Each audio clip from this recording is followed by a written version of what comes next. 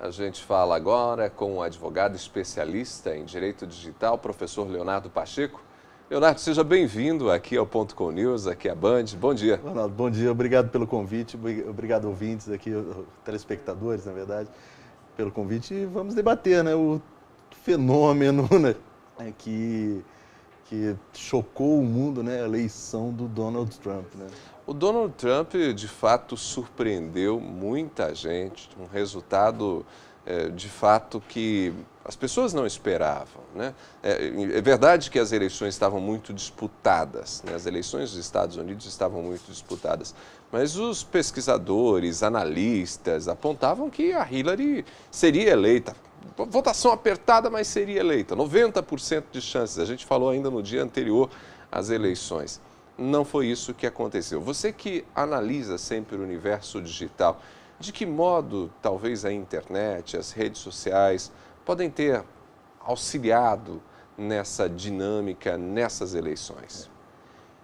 A internet, ela era Hillary, né? A internet, grande parte, mesmo porque até a comicidade, né, da figura do Donald Trump, que é uma figura de fato cômica, ele gera muito mais assunto do que a Hillary Clinton. E as pessoas, a gente sabe muito bem que na internet, as pessoas se interessam muito mais pelo humor, pela piada, pelo meme, pelas fotos com as montagens, e o Trump era um material muito vasto para isso, né?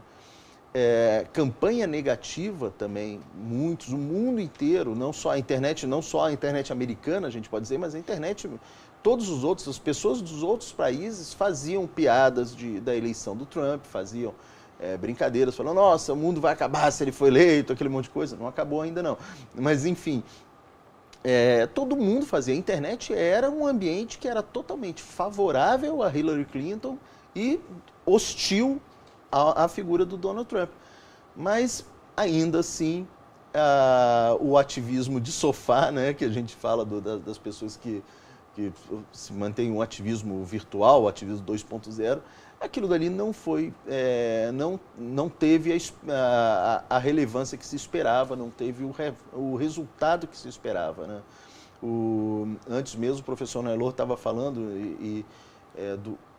a pessoa que vota no Trump, o desempregado, o cidadão de classe média, o cidadão que ouvia nele o discurso muitas vezes exagerado mesmo, uma hipérbole, uma generosa hipérbole que falava que não, nós vamos agora trazer teu emprego de volta, mandar o cara para a China, tirar os mexicanos daqui, tirar os imigrantes, os latinos.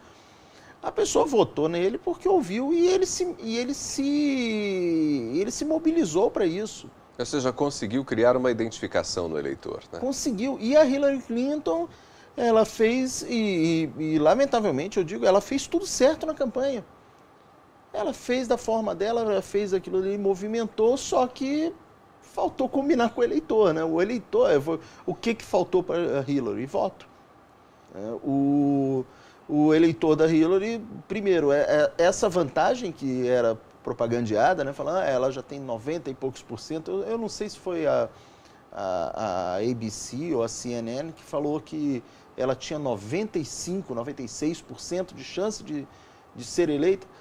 E realmente eu acredito na veracidade dessa informação. Todo mundo fala, os institutos de pesquisa erraram. Não, isso deve ter sido certo. Até porque pesquisa, ela pega aquele momento, né? Mas não pega, às vezes, a tendência e, às vezes, aquilo que acontece de fato, né? Uma coisa é você falar assim, não, eu pretendo ou eu vou votar, mas outra é eu estar lá na urna. Exato, eu apoio.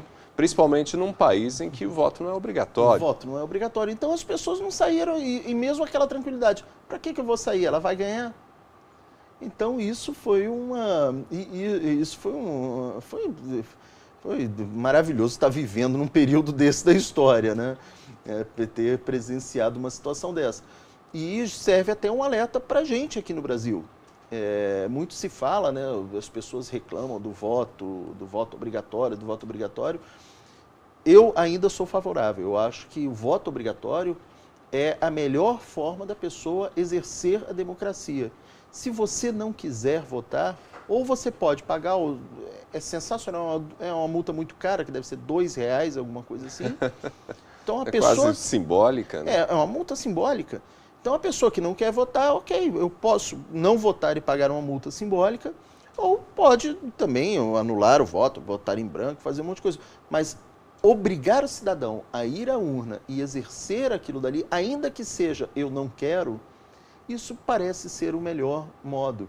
Porque, no outro caso, se fosse facultativo, possibilitaria a eleição de uma pessoa que não tem a aprovação da maioria, que foi o caso do Trump. Os votos nominais, né, a Hillary teve 200 mil votos a mais do que o Donald Trump.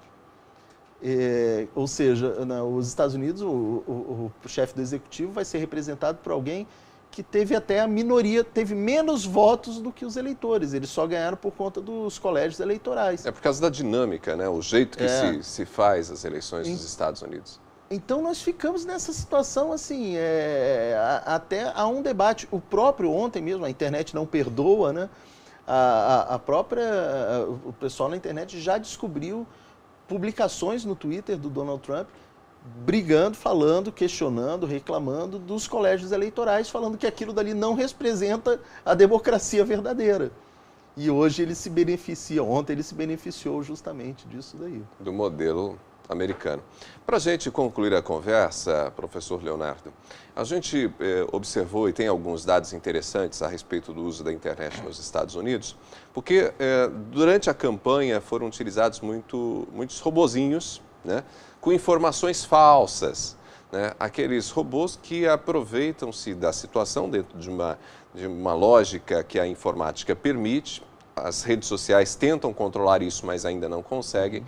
E nós temos estatísticas que apontam que, por exemplo, no Twitter, pelo menos 15% dos tweets que foram publicados a respeito de Hillary ou Donald Trump, na verdade, foram feitos por bots, ou seja, pelos robôs, né, que são fakes, são falsos. Né?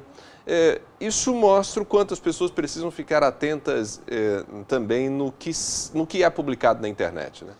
No que é publicado, mas essa atuação dos robôs é por conta dos algoritmos mesmo, das aplicações de rede social, o Facebook e o Twitter, que são as duas mais importantes, as mais relevantes no momento. Ainda assim, aquilo dali, aquela publicação, ela tem a utilidade tal qual aquele político que acha que se eu despejar um balde de santinho na frente do colégio eleitoral, eu vou ganhar milhões de votos. Isso daí não... Todo mundo que tem neurônio funcional já sabe que não funciona, não serve, que não vai modificar o voto de ninguém. É mais um instrumento de manter uma posição e vencer a briguinha no fla-flu ideológico ali das redes sociais. Eu tenho um exército de 100 mil fakes, eu tenho de 200. Nossa, ele é mais competente. Então, assim, é o que a tecnologia nos proporcionou. A tecnologia, lamentavelmente, proporcionou a criação disso daí. Mas é algo que eu imagino que tende a se tornar irrelevante, obsoleto e ser jogado de volta na vala da irrelevância, que é onde ele merece. Porque não há essa propagação de boatos, principalmente de boatos políticos, não pega. O próprio Donald Trump, quando na eleição do Obama, ele ficava falando que o Obama era queniano, o Obama não era americano, ele teve uma briga para mostrar a certidão de nascimento. E, obviamente que ele é americano, obviamente que tinha aquele monte de coisa, só faz efeito no eleitorado do Trump, não só faz efeito em quem já votaria. Eu tenho muita restrição em achar alguém que mudou o voto, que modificou o voto por conta de um exército de fakes. É mais jogar para a torcida. É jogar para a torcida, exatamente, Ronaldo. Leonardo, muito obrigado pela participação aqui, seja sempre bem-vindo. Bom dia para você. Obrigado, bom dia para todos. Conversamos com o professor, advogado Leonardo Pacheco, ele que é especialista em direito digital. Falamos um pouco sobre a eleição americana e, claro, como isso foi trabalhado mais uma vez na internet. A você que esteve com a gente, o nosso muito obrigado, um excelente dia. Amanhã, sexta-feira, a gente está de volta por aqui às 7 da manhã. Até lá!